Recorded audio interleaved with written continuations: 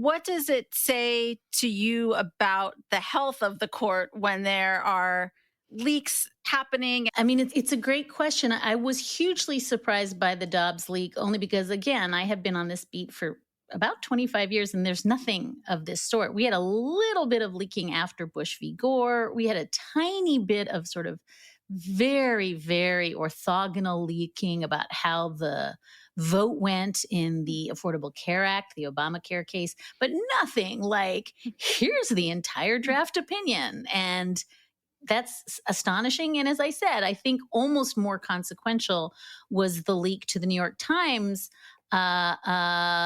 in which not only did we get all of that, but we got confidential memos that the justices were sending around that nobody would have seen. Confidential, when they are in conference, it is the 9 of them in conference. There's not clerks sitting with them. When material from that conference leaks about who's writing an opinion and how the opinion got taken away from Justice Alito in the Fisher case last year, I mean, this is the order of magnitude beyond what we saw in Dobbs. And so it's hard if you're not a layperson to understand how just thermonuclear it is. And I think to your sort of underlying question, what does that tell us about the health of the institution? I think that someone on the inside is freaking out. And I'm not going to speculate about who the leakers are. I don't think we know. We may not know, in part because the court failed to properly investigate the Dobbs leak. But I think it is fair to say that the court is now under so much pressure.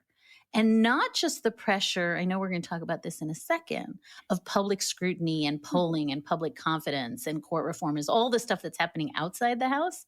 The pressure is coming from inside the House. And to me, that's the tell that something is really broken, because these are not leaks that are coming because somebody left a document on a photocopier, if photocopiers still exist in this world. But this is not that kind of leak.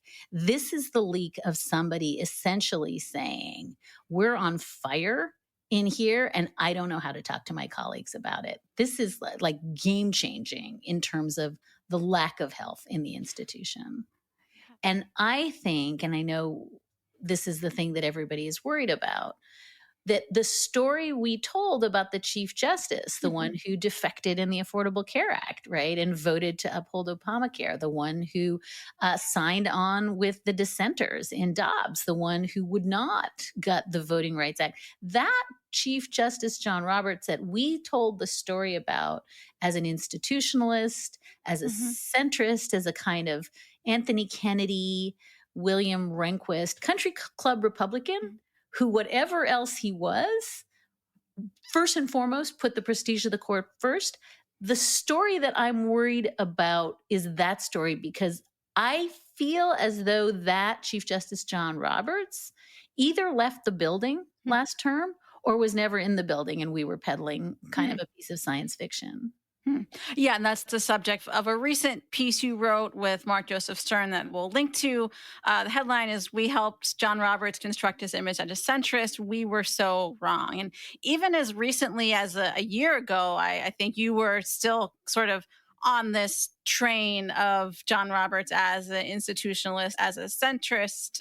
What was it, the decisions in this most recent term, the January 6th case and the immunity and some of these things, that really turned it for you? Or were there other moments that sort of led to that?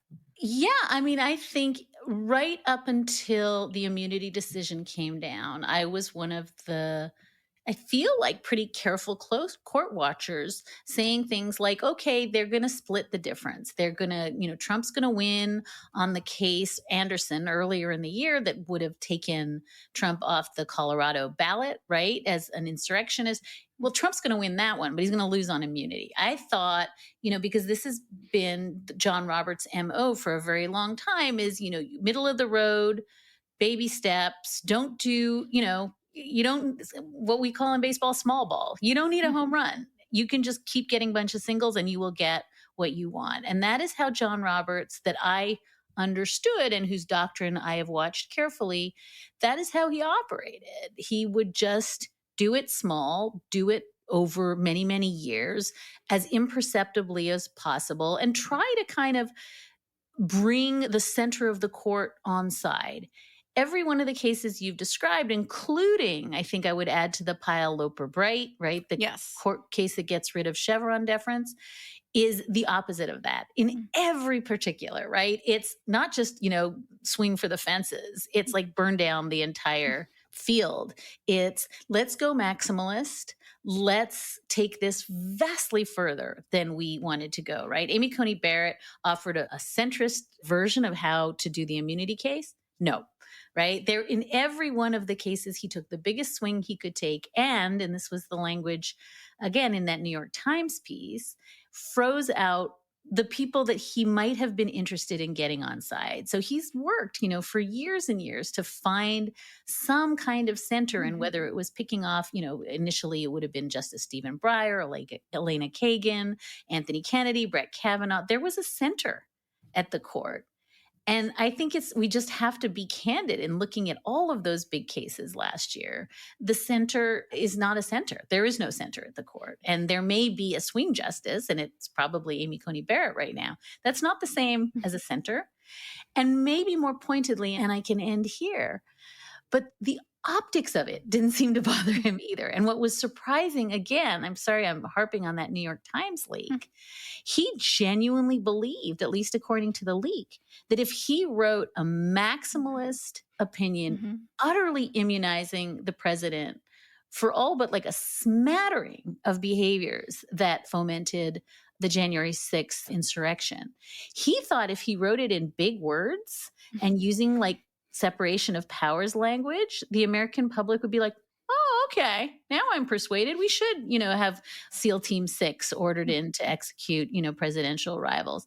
And to me, I think the tone deafness, the sense that I actually have no idea who the American people are because I don't care what they think, is singularly unlike the John Roberts I thought I understood. Yeah. Yeah. And the idea that the American public, there is much less of a center among the populace as a whole, just like there's, much less than, if not a non-existent center in the court. So they're sort of on similar trajectories there. And I wonder if, if we take that Roberts is not paying attention to public opinion, public sentiment in that way, although it seems sort of wild if you think about the Justice Alito stuff, that the protesters showing up at Brett Kavanaugh's house, like the level that your head has to be buried in the sand there seems pretty big on some level. But I wonder if he is paying attention to the favorability rating of the court. Pew over the summer found that more people have an unfavorable view of the court than compared to a favorable view. Now I think it's 51-47, so it's not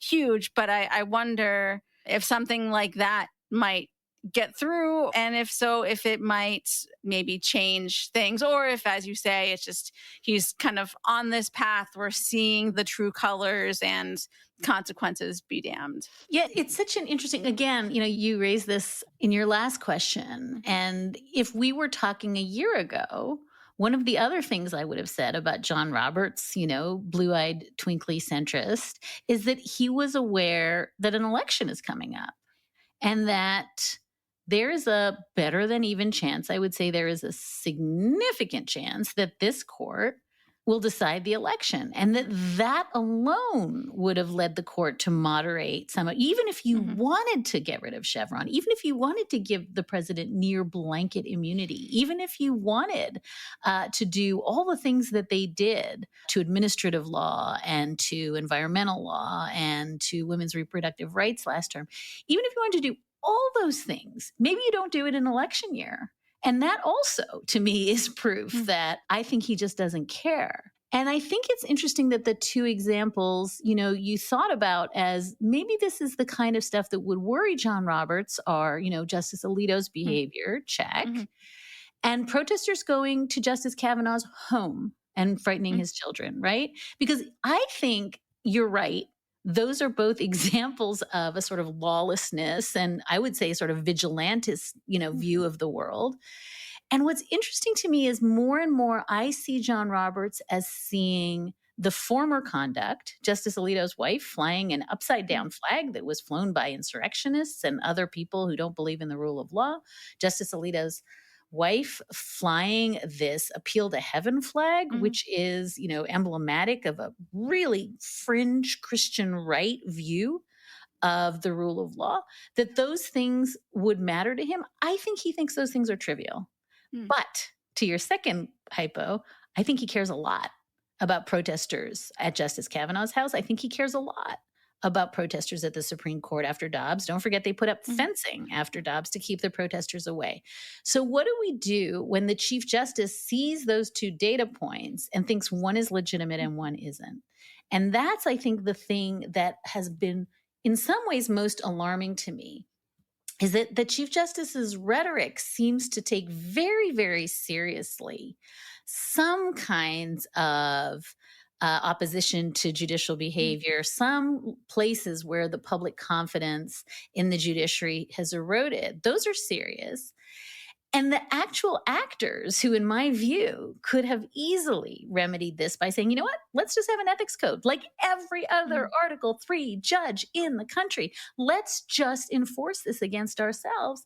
And then when that happens, we can take responsibility for public approbation and willingness to accede to the court. He sees that as an attack on the court.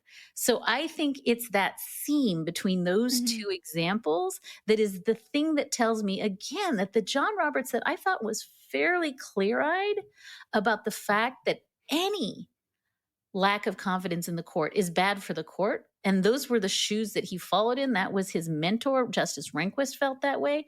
Put the court first. It has no army. It has no treasury. The court lives and dies on public approval. I thought that that was John Roberts' credo. If John Roberts is in fact now part of the kind of commentariat saying nobody is allowed to criticize the court because they're undermining the legitimacy of the court, that's just deeply scary because, again, that is, in my sense, ceding the path to an election that is contested, decided by the court, and in which the public refuses to accede.